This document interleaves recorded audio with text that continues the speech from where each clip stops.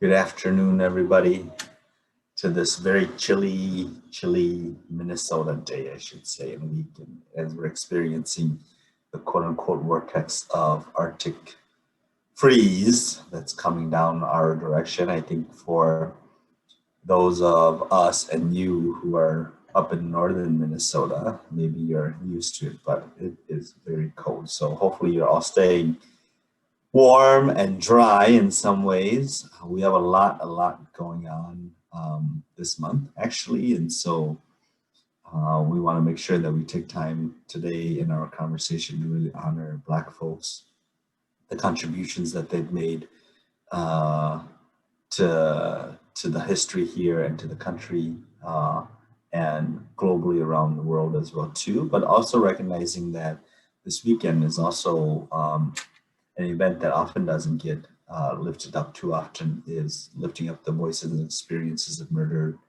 and missing Indigenous women folks in Indigenous communities that often don't get talked about.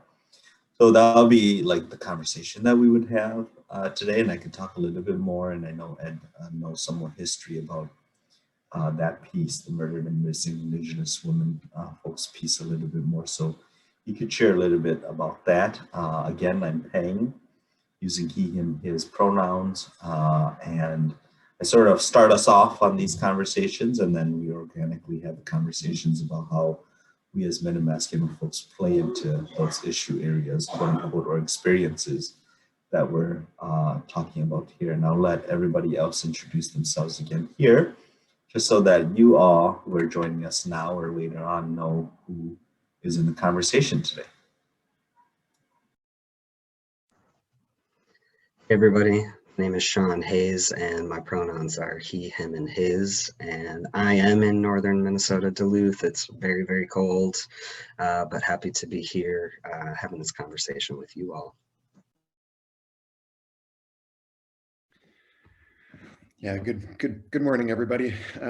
My name is Ed Heisler. I use he and him pronouns, and I'm also here in Duluth, Minnesota, where it is cold enough that you have to be careful standing by the walls because you can feel the cold coming in, that's for sure. It's very good to be here. Hey, I'm Chris Godsey. I'm also in Duluth. I use he, him pronouns. And my wall is cold, but so is my window.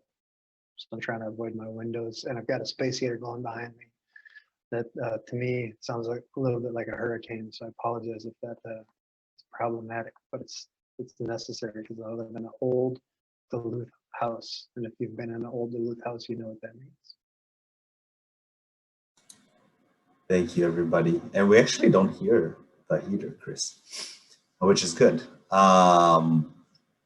And again, Austin, for those of you who are joining us live on Facebook, he's monitoring the chat and responding back to all of you, and we'll be sharing what you're sharing on the chat to us as well, so we can incorporate it into the conversation. So thank you, Austin, for doing that and participating in that kind of a way with other folks who are participating with us at this moment, having this conversation as well.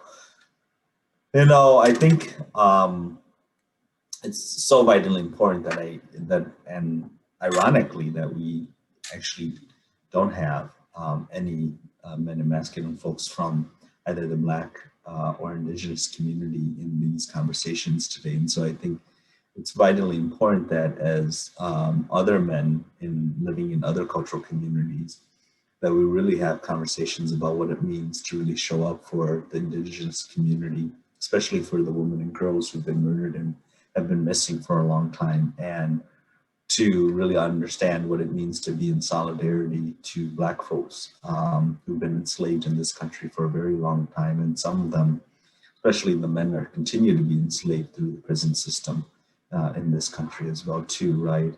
And I think we all know in some ways that being allies to these two communities is important, but how do we actually fully understand what that means and how we take responsibility on showing up in a more fuller way where we can work towards their liberation, we can work towards being in solidarity with them, we can work towards justice for their communities as well too.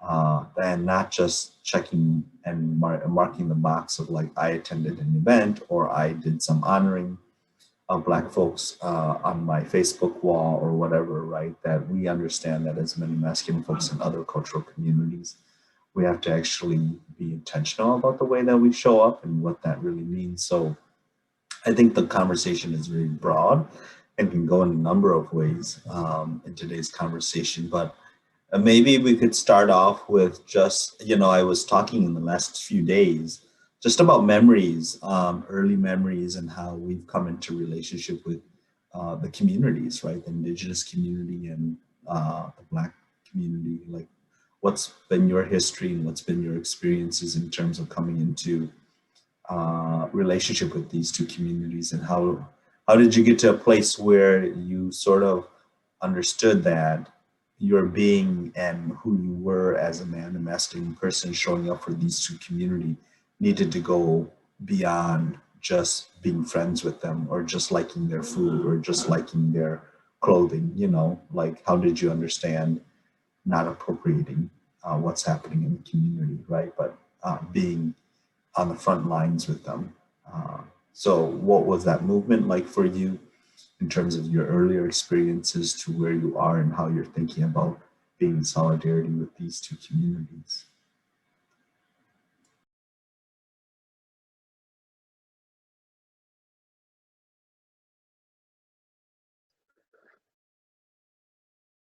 Well, so as you were asking the question, I was thinking about a podcast I listened to yesterday.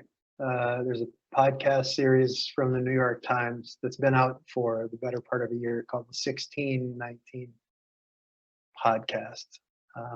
And that date is the date that a lot of people consider when the first ship of enslaved African people that were intended to be purchased by European descended folks on the shores of the land that is now called the United States showed up here. And it's about how everything in the culture of this country, a lot of things that stem from that moment and what happened after that. And this particular episode was hosted by a New York Times cultural critic named Wesley Morris. And he talked about how it's a brilliant. I encourage everyone to listen to it. It's a brilliant look at how a lot of quote unquote American culture is Black culture, or heavily influenced by or heavily stolen from.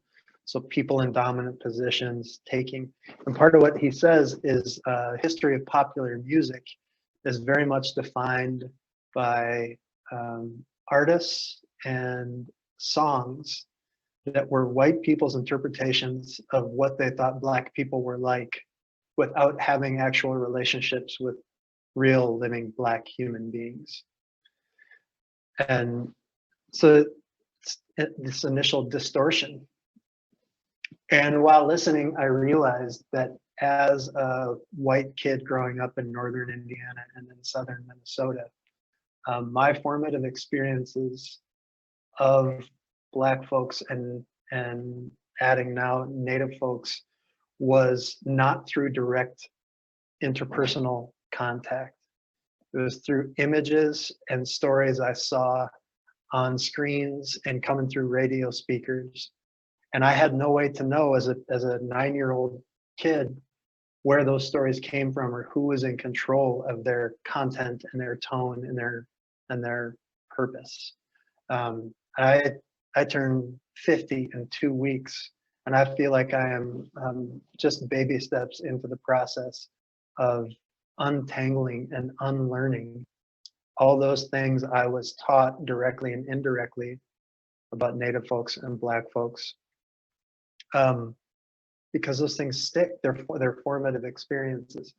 So that's a really complicated thing. I don't know what kind of a response it really is to the question, but it's something I've been thinking a lot about, especially since listening to that podcast, because it's just such a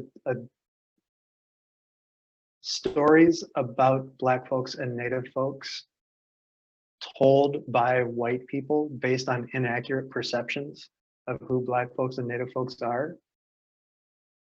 aren't an aberration from the national myth we get told about what the United States is. They're the basis of it. And I've been trying to figure out what that means in terms of the actual, I now am blessed to be in a place where I get to have real relationships with Native folks and Black folks. And those stories I learned starting when I was a little boy complicate that process in ways that I'm always going to be trying to figure out. So I guess I could keep talking, but I'm not going to. I appreciate you kind of starting the conversation off. It's like, thinking about how I grew up. My dad was in the military, active duty military for the first part of my life. So up until about 6th grade, we moved around. We lived on Air Force bases around the country. And the military is a pretty diverse place. I was able to have friendships and close relationships with kids, who looked different than me. And then my dad got out of the active duty and we ended up in Duluth, Minnesota. Whereas, coming from, we had moved from Florida to Minnesota to Duluth. And I just remember kind of the shock of, it was just white people everywhere I looked. And thinking back, even thinking back to like high school, I didn't know and I wasn't friends with the very few folks of color who were there as well. And so, yeah, it's, coming from one place of like those early years of seeing people of color and that being a normal thing. And then, coming to a very, very white town was definitely shocking. And I think that, similar to what Chris is sharing, like that became the actual foundation of, what it meant to be me, what it meant for me to be in a neighborhood, in a community surrounded by white folks. And, it's been, I'd say for me, like the last maybe 4 or 5 years of my life where I've actually been able and lucky enough to be able to meet Indigenous folks and Black folks and start to build some relationships. Whereas, it was always, I was never very close, with folks. It was never something that my family made important or like were intentional about. And so as an adult now, or a young adult, in my early to mid 20s, kind of realizing, wow, this is not the person that I want to be. This is not the community that I want to be a part of. Only white people who look and believe like I do. And so that sort of started my journey of trying to find folks of color, because they are here in Duluth. I think we hear that a lot. Well, Duluth is just so white. I hear that a lot. And yes, that's true. And there are folks of color from all different backgrounds here as well. We just need to be intentional and actually like believe in our hearts that it's important to build community and relationships with folks. So that's just a little bit I'm thinking about.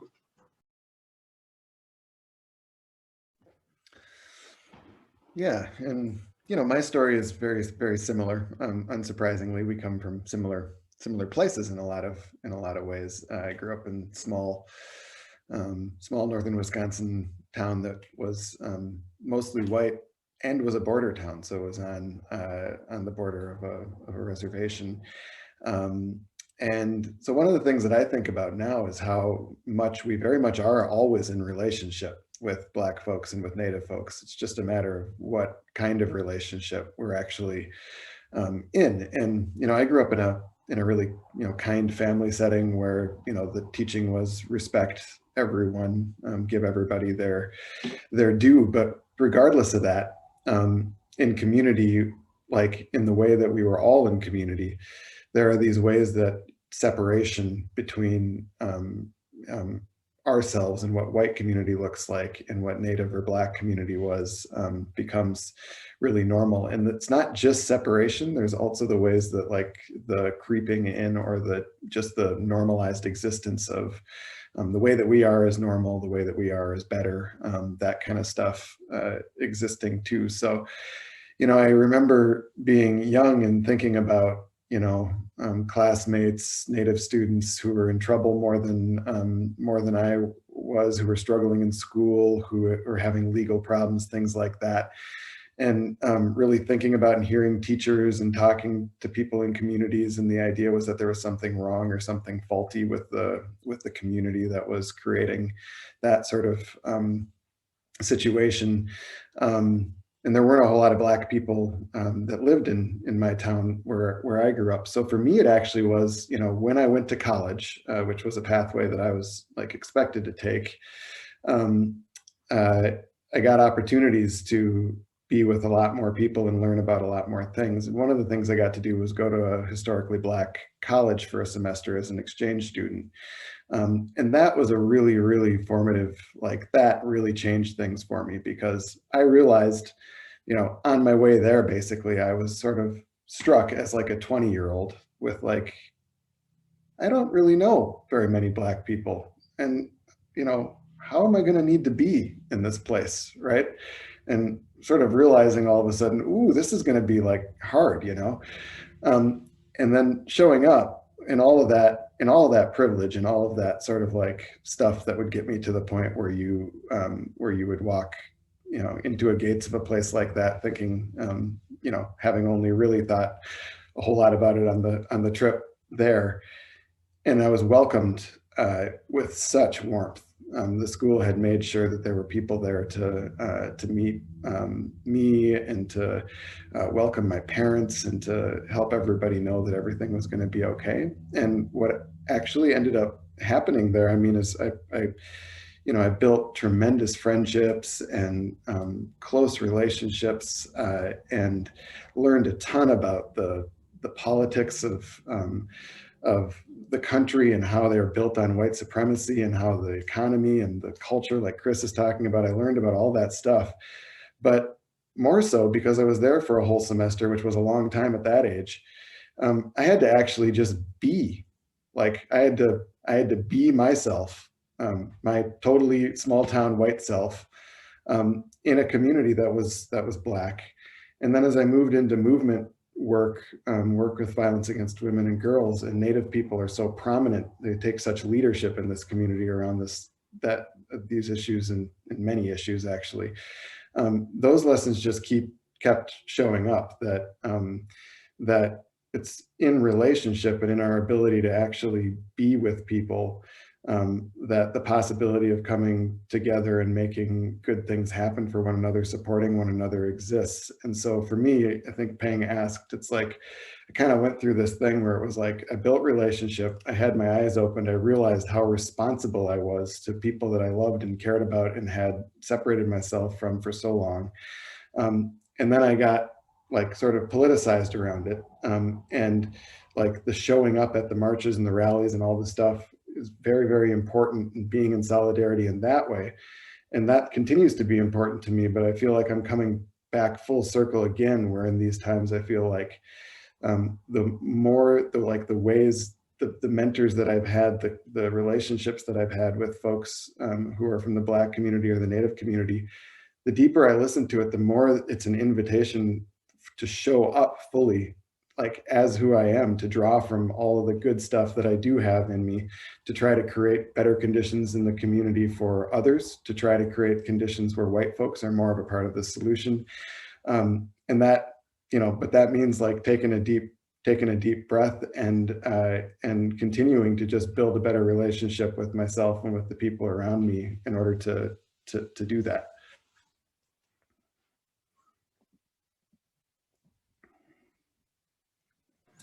I'm reminded when you were sharing that how in our early lessons in history or in elementary school, where they didn't predominantly talk about like the the really bad atrocities that happened towards Indigenous folks and Black folks, right?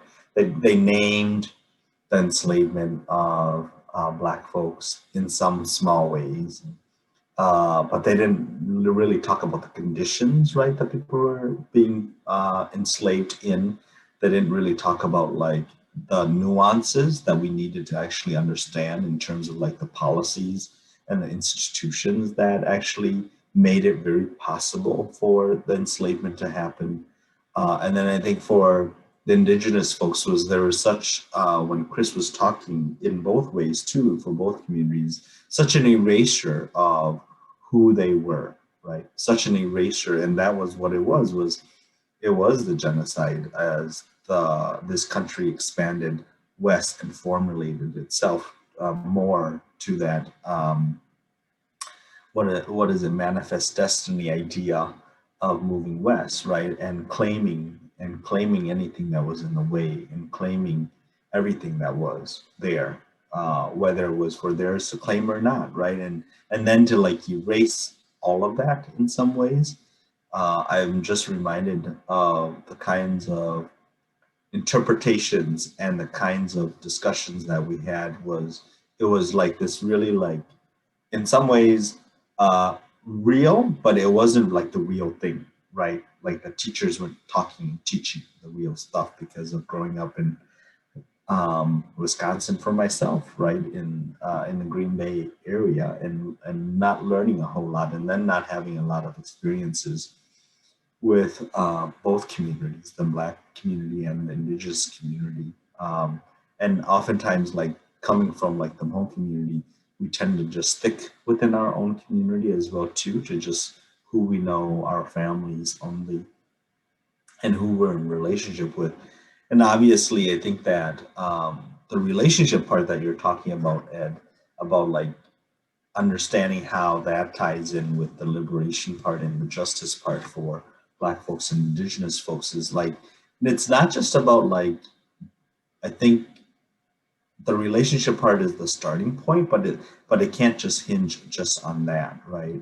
That alone in itself cannot define how you are going to be fighting for liberation and fighting to be in solidarity with Black folks and Indigenous folks. And that's why we always say that just because you have friends or families who are Black and Indigenous, or you know somebody who is Black and or Indigenous, doesn't mean that you fully understand, right? Because it's so deep, these systemic racism and the white supremacy that we're talking about, that we know that have been used to erase the contributions of Black folks and Indigenous folks in this country, has been so heavy, and at the same time been like so hidden as well too, right? That just being in that kind of a surface relationship, knowing or having kids or having grandkids who are of such communities, doesn't make one necessarily understanding of what is actually happening in terms of the experiences of the entirety of that community. And so I think we shouldn't fall, obviously, prey to the single stories, you know, and we say that even about survivors of domestic violence or sexual violence, is that one survivor's, not to dismiss that survivor's experiences, but their experience alone doesn't actually give them the entirety and the nuanced understanding of the complexity of violence against women and girls and queer folks in totality, right? And so I think that it's much more complicated than that. And part of my understanding and sharing this is because of how I've moved from like understanding, like having friendship and relationships and being understanding like the allyship part initially, and coming into understanding what that is, and then being able to actually expand on that and being more intentional about like, oh, it isn't just about me saying that I understand, or because I've been with Black men for a whole year in North Minneapolis when I started this work, and gave me, but I had to work through my own anti-Blackness that was coming up about the stereotypes that were being shared in the Hmong community about how Black men are, or how bad they are, or what kind of criminals they are, and being able to like deconstruct my own thinking around those things. And then my initial responses to when I was robbed, or when I was being robbed, or people stealing things from my cars, like, oh, that it must be a Black person, right?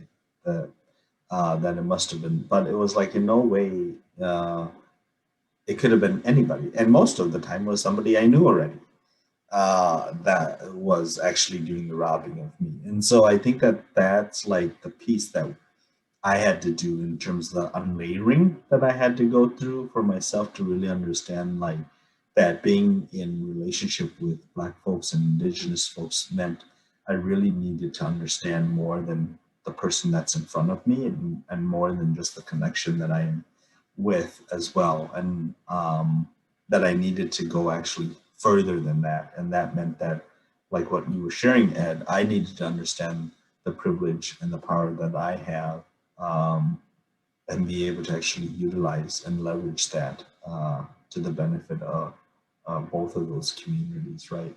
So that could be amplifying the experiences of murdered and missing Indigenous women and girl folks who haven't been talked about a whole lot in many ways, you know, whose lives and experiences are often hidden and invisible, and there's no real justice to it because of the way in which the laws in this country have sort of governed Indigenous land, you know.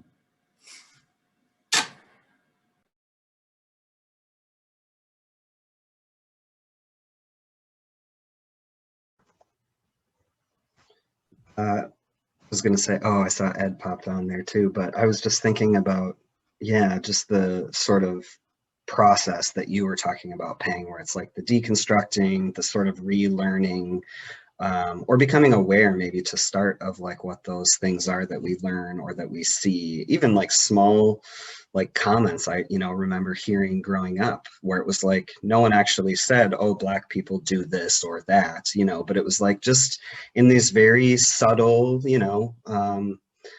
ways that we experience that racism, and we learn that racism, and then we start acting that out. And for myself, I feel like I also have gone through so many different cycles of this, where I'm thinking, like I've been through definitely through like the white tears and fragility piece, where I think, well, I shouldn't even be on this call having this conversation because I'm a white guy and I'm taking up all of this space. And while also learning like, okay, and there's a balance there. Like we need to see white people talking about these things and having conversations and sort of modeling that it's possible and it needs to happen.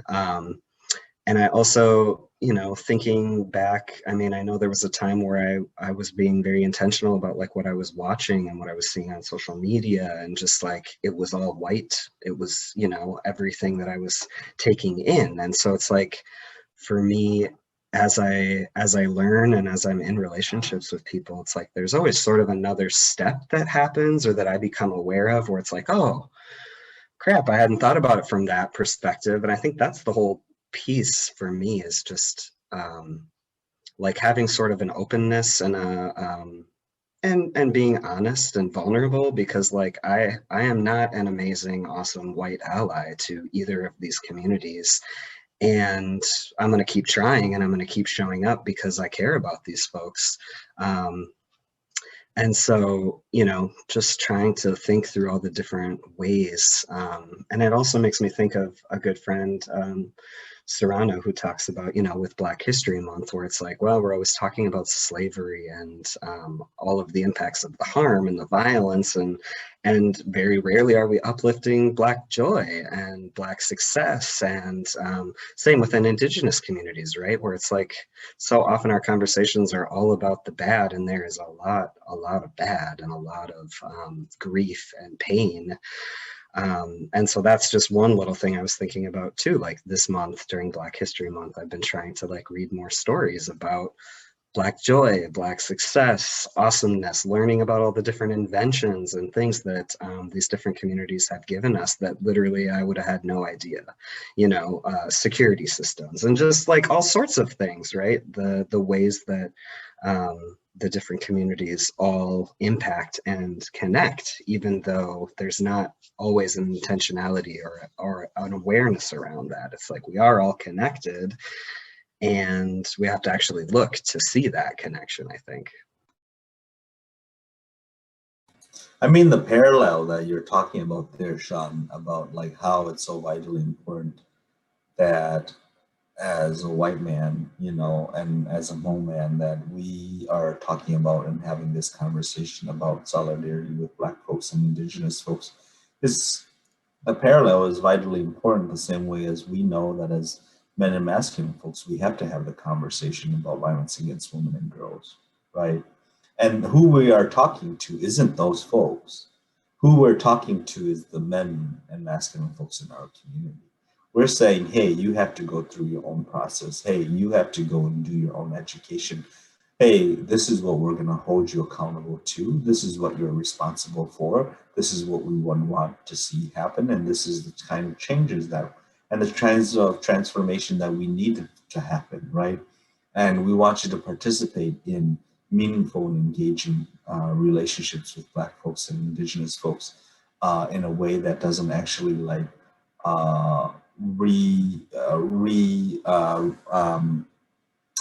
redo the systems of oppression, right? Or recreate the systems of oppression, but how are you going to be in relationship with them and with each other in a way that's actually freeing? And so I think that that's like who we're oftentimes talking to, is we're talking to our people in our community who look like us and who speak this, who don't have these very visible conversations. And I think that that's why it's so important to have visible conversations and to serve as a platform so we can continue these conversations and we can be very accountable and very transparent about the way in which we have these conversations, right?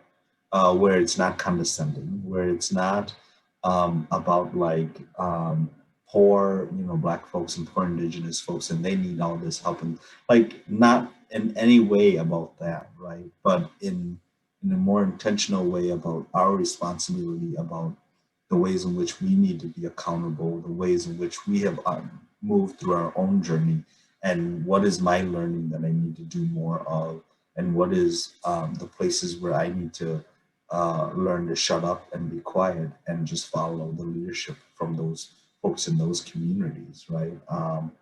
And I think sometimes these conversations are not visible enough, and I think that that's why we do these kitchen table conversations, is to help lift that part up, to lift the visibility of needing to have these kinds of conversation amongst men in different communities, you know. Yeah, I agree completely. And it's what we're talking about here isn't a performance of perfection either. In fact, part of the whole thing isn't, it's not performance. It's just this constant need to continue to learn and grow and see your own, the way your own privilege, your own superiority, things like that. For those of us who are, you know, white, have, you know, that's been baked in since we entered the world. And so we get to go through the process. We're responsible for going through the process of unraveling that stuff as we live our lives. One of the things I think about related to what you, Pheng and Sean were just saying is that, like, we live in a reality where the harm is just so tremendous. I mean, when we're talking about missing and murdered Indigenous women, it's like, you know, 1 in 2 Indigenous women are experiencing violence in their lifetimes. The vast majority of that violence isn't perpetrated by Native men. We're talking about Native women being 10 times more likely in many communities where Native folks live to be murdered than white folks would be.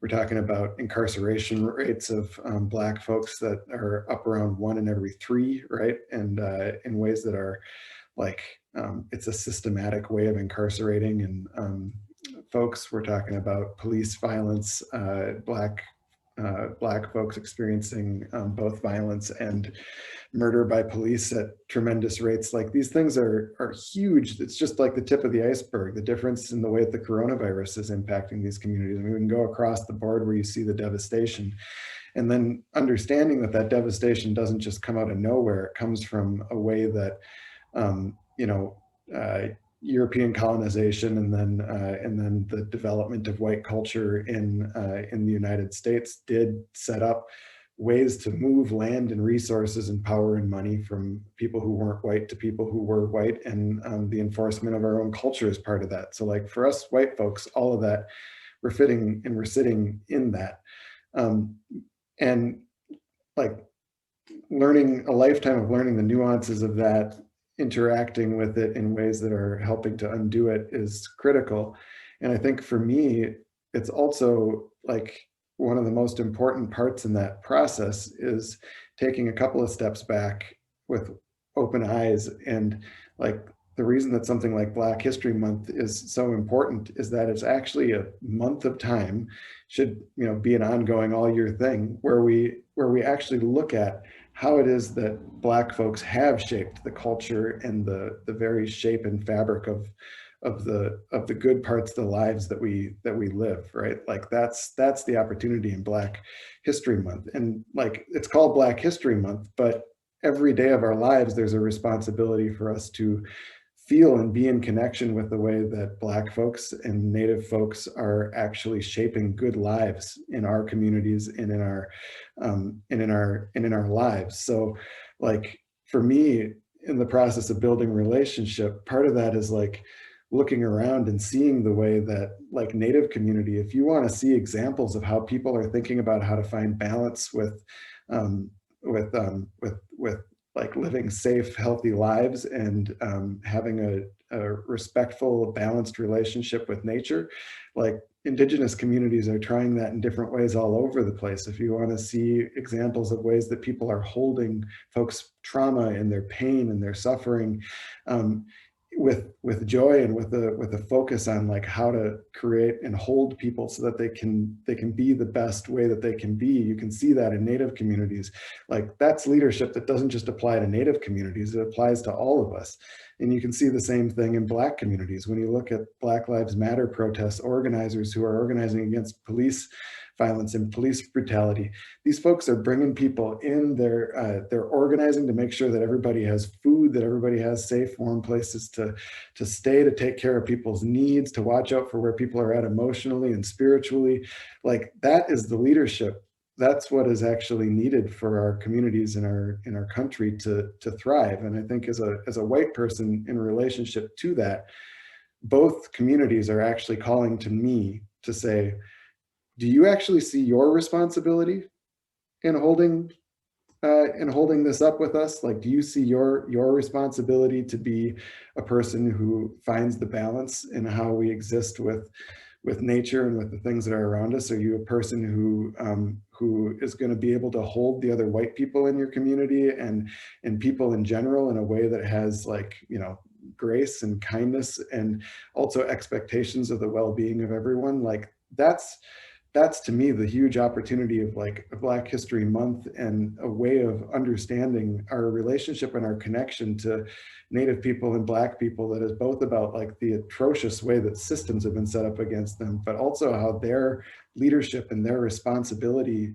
and their ability to thrive despite that is just a call to me to be like, you know, you're gonna step into that and join us in this. And there's a lot that I have to do in my own community, in my own skin to live up to that, and not to mention in relationship to other Black and Native folks. So Ed, while you were talking, part of what I was thinking about is a pattern I didn't notice until this conversation that I think I've seen throughout my life in myself and in fellow white folks.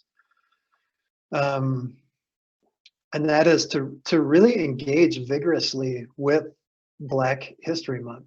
You know, so it's Black History Month. I'm going to make sure to when I go on Spotify, I'm listening to Black artists every day in February. I'm watching the movies about Black experiences by Black filmmakers that Amazon and Netflix and Hulu give me.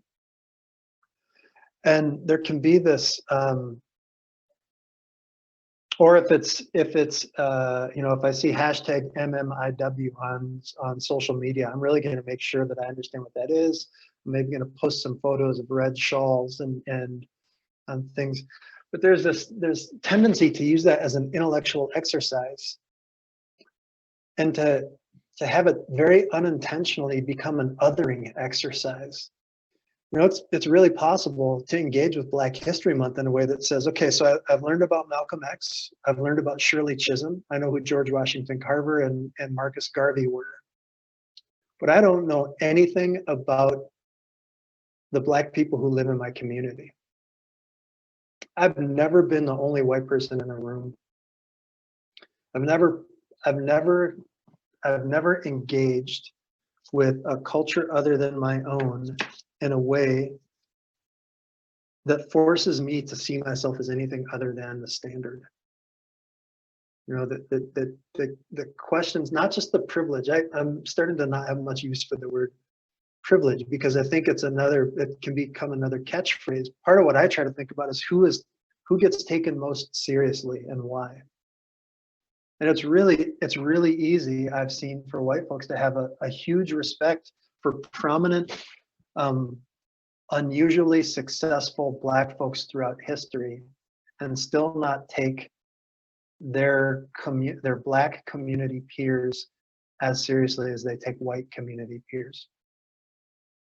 You know, so like a guy we all know, Jordan Moses. One of the last things I ever saw someone post on Facebook before I ditched it was him saying, if everybody in Duluth who had a huge library of books about Blackness actually had relationships with Black people, the lives of everybody in Duluth would be much better. Because Duluth is full of well-meaning, truly well-intentioned white folks who can really talk deeply about things they've read and seen. But it can be at a distance. It's a theoretical thing.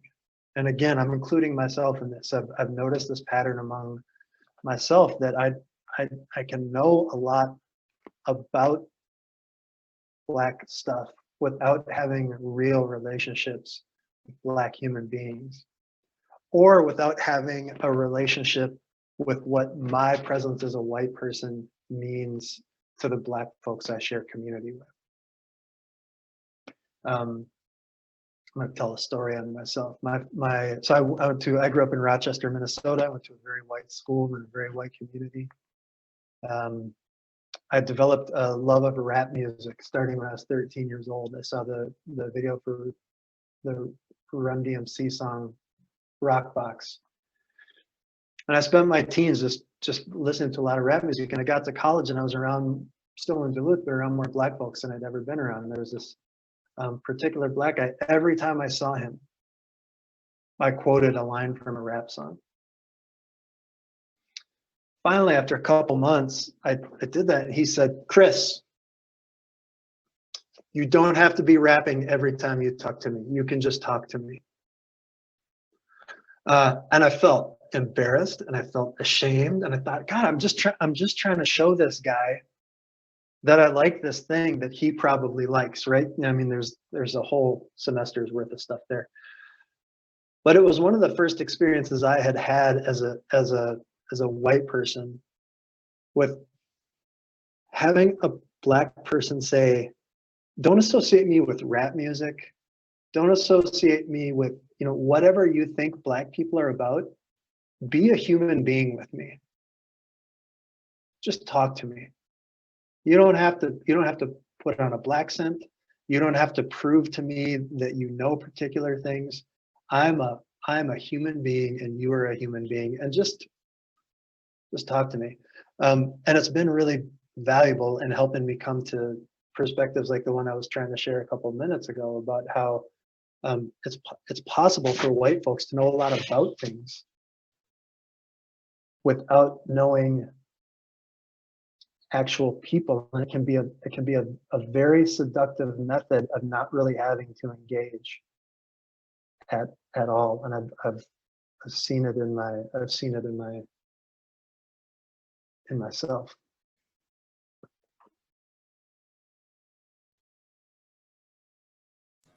I think that that's so true, Chris, when you were sharing there about like, we often have this conversation in the Hmong community with a lot of young Hmong boys and men is, you know, you can't say you like the break dance and the hip hop and like Black culture, but yet not love Black people.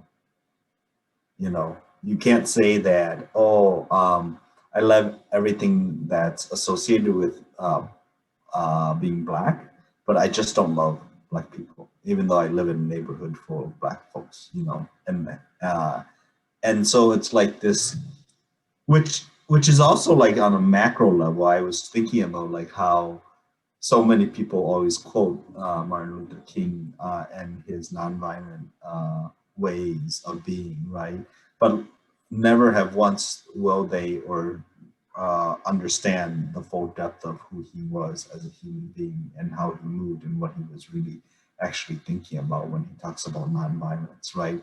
Or conversely, on the other hand, is that you will lift up MLK, but yet condemn Malcolm X for everything that he's done about building Black power and what it means to have Black power in this country, right? So I think that the US, in some ways, there was a great article a few years ago that these two Asian American writers wrote about left or right in terms of where Asian American folks actually sit in that. And at the beginning of that article and that paper, they were talking about how the US, because of what happened, the civil rights and the women's rights movement, and because of all these social movements that have happened in the US gets to claim those things, right? Gets to claim the righteousness to equity and what equality means and what means to honor human rights around the country and around the world, right? I should say, and be able to actually put that stake out and claim that wherever the U.S. goes, you know. But in the last 4 years, you saw the total trueness of like that's not real true, because we know that there are still atrocities that happen here in this country. There's still human rights violations that still happen in our own prison systems here. That alone is a very visible example, but there's many others as well too, right? The separating of families, like in the Southeast Asian community, where men are being taken and deported back to countries where they were born in but never have lived once their entirety of their life, right? Things like that. And so I'm thinking like on a very micro level, it is what we are talking about here, but on a very macro level, it gets amplified and it gets shaped into policy about what human rights is and how the US is about equity, about democracy. And all of those things may be true, but it comes from this these places of like privilege that you get to pick, right? You get to pick what and shape how and what history gets told. And these institutions and the people who are interpreting and making the laws get to shape and interpret what history becomes visible and what becomes history, and what doesn't get into the books and doesn't get interpreted, because we worship the written word so much in this country, right? That if it's written down, it must be so true if it gets written down. And so I'm just thinking about all of those ways in which we have institutionalized white supremacy and white righteousness that's associated with being an individual, that's also associated with being white, and that's associated with being with having you know, having benefits, quote unquote, to those things, right?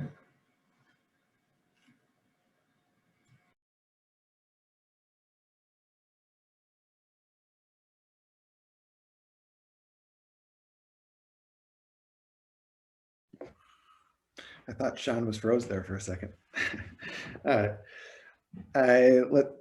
So one of the things that I guess that all this makes me think about is the ability that we have in white community, like to learn and to read and to know things, as Chris said. One of the things that that is sort of at the base of, I think, our responsibility as members of community and members of a society is to read and learn and understand and look for information in relationship to the way Pheng was talking about things, to like understand information about why it is that you would have, like, basically the question is, when something is out of balance, when there are like way more of one group of people being hurt, being in poverty, being murdered, like what is going on in our systems and our structures that makes that possible. And then the next thing to do is to like have an examination about the way that we think and feel and understand things within ourselves that that would allow that system in that way that things are to go and to thrive. But what I would say is that when we have things like Missing and Murdered Indigenous Women's Day and Black History Month, these are opportunities for us to learn and for us to raise awareness and for us to say the names of hundreds of people who haven't been even reported in the news, who haven't you end up with a woman who goes missing or is murdered on a reservation community, and maybe the small town or the big town next to it isn't even aware that that happened. Like, it's the opportunity to like say these things and have awareness built. But it also is it's a specific opportunity to heal in the deepest sense of that word, because for folks in Black community, for Native communities, like the compiled reality of surviving a violent and oppressive history throughout the course of the history of this country is like that's like memory that exists in every person who's in our community right now. And so these leaders who are showing up and organizing rallies and feeding people at tables and making sure that people are taken care of, these are folks who are they are actively healing the harm that's happening now and the harm that's happened in the past, and they're using their knowledge of that to of where they've come from and what is now and what needs to happen in the future in order to do that. And we white folks have a habit and a tendency to build walls and separate ourselves from things, but we also come from someplace, and we have a bunch of, there's violence and pain that exists in our past, but there's also this connection to the pain and the harm of other people that exists in our past. And we get to examine that in part through Black History Month. We get to examine that when we're asking about all the missing and murdered Indigenous women. And it is an opportunity for us to step more fully into the responsibility to heal the stuff that allows that to keep happening, for us to not feel the tremendous amount of grief and pain that exists when anybody is torn from the fabric of a community before they should be. And when we don't feel that, we're not aware of it, we're not actually connected to things enough to step into any part of the healing of that. That's like a continuing harm that exists for us and for the people that are around us. So these moments in time, they feel like moments in time, but they're actually a call to like a responsibility that goes on in perpetuity.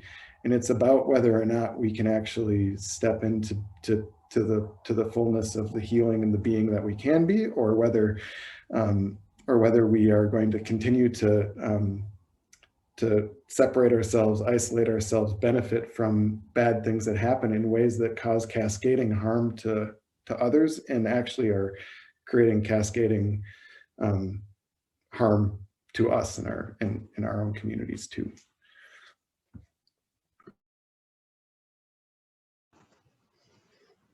Yeah, it really makes me think about, and I think I did freeze for a minute there, so hopefully it didn't mess anything up. But yeah, I know for me, I'm thinking of all the ways where, when I was just starting to have thoughts about this and realizing, like, oh, I really need to actually pay attention and I need to hear these different stories. It always sort of felt like, well, I don't know if I should be here and I don't know if I'm the right person to be here. And I am lucky that and very grateful that I've been given lots and lots of invitations to step into those spaces. And then it's like I have a choice where I can let my fear or my white fragility or whatever it is, I can let that freeze me. And a lot of times I'll say, oh no, I'm busy. I can't make it to that NAACP meeting, or I don't know if I can make it to this workshop or to this march. But it's like, realizing that that is a choice, and it's such a beautiful gift that we're being offered too, like whether we're white folks being invited in or any other different community, being invited into those spaces. And I know for me, as I've been trying to actually like accept those, like actually take people up on their offers of saying, we want you to be here, we want you to come to this march, and not just because like, it's important for me to be there, to show up, to just be like another body. It's because people actually deeply care and are wanting to build those connections and those relationships. And so for me, it's, I'm just thinking about all of the different people who along the way have invited me into these conversations. And it's like, I'm so grateful that through whatever thing within myself, I've been able to like, move through that fear and say yes to some of these things. And I think, thinking about all of the white folks that I'm in community with, who, are aware of Black History Month, are aware of missing and murdered Indigenous women, relatives, Two-Spirit, girls and boys. It's like, yeah, what is that next step? Like, where can we plug in a little bit deeper than just like reading this article or, like, yes, do all of those things. The learning is so important.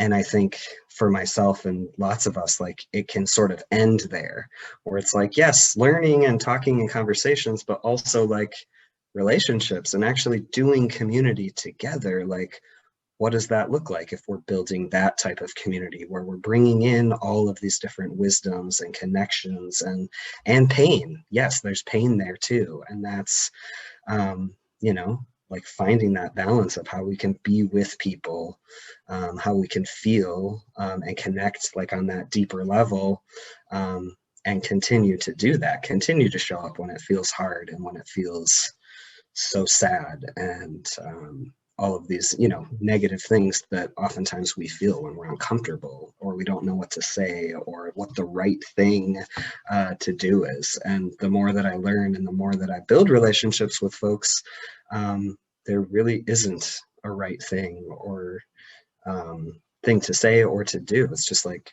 be there and see what happens and continue to build.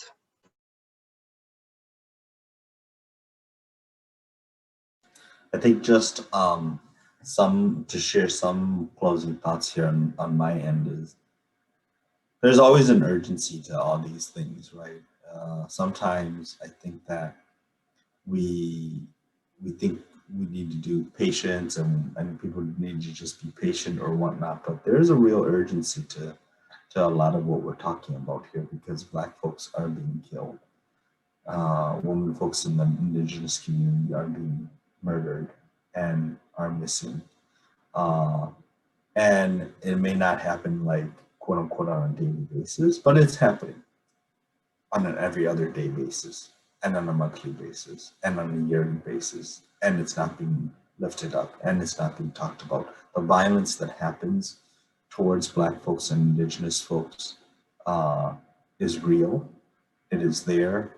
It is ever so present.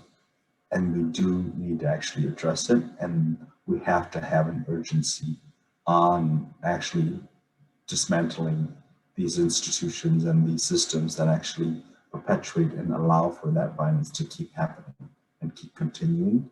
And so I think that for my own journey and my own commitment always is that there's a real urgency to all of what we're talking about here. It is not just about the relationship piece that we're sharing and being in community, but there is a real urgency to really help end that violence that's happening in these two communities.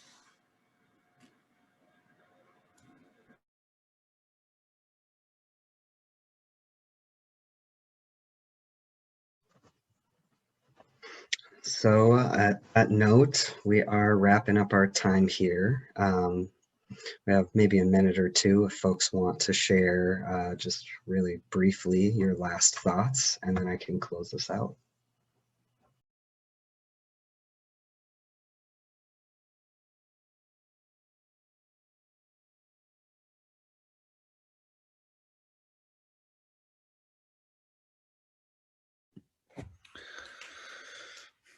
So let's see, I had a pop-up come up on my window.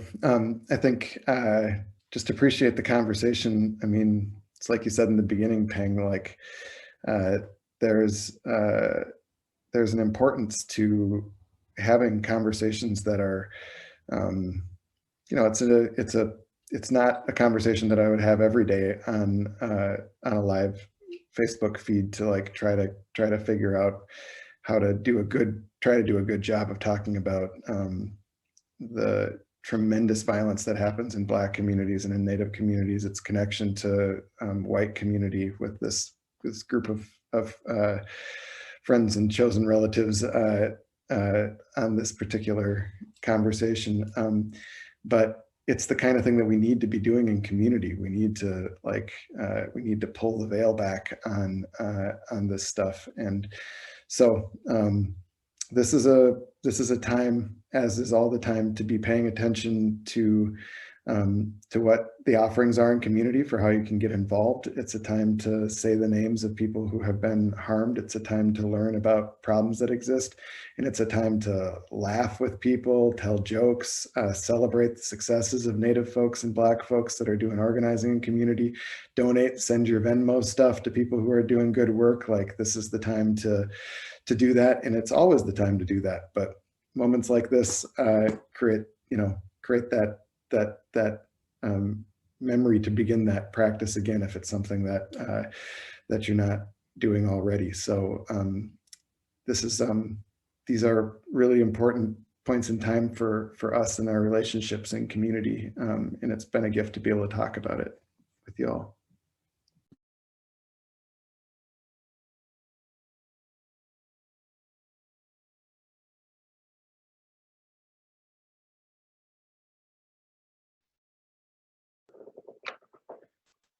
Yes. Yeah. I have a lot more to say, but I don't know that I can say any of it in a really comprehensive, concise way right now. So I'll just echo Ed's saying, I just really appreciate the opportunity to be in this conversation and to be challenged by it and to maybe present some challenging ideas of my own, because that's what we need to be doing for each other.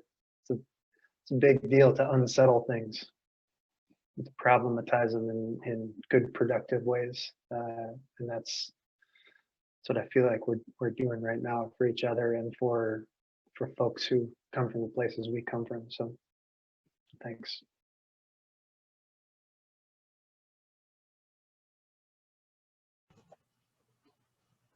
Like that, unsettling. I feel very unsettled by this, by some of these conversations that we have. And I think it's important to say that and name it and continue having the conversations.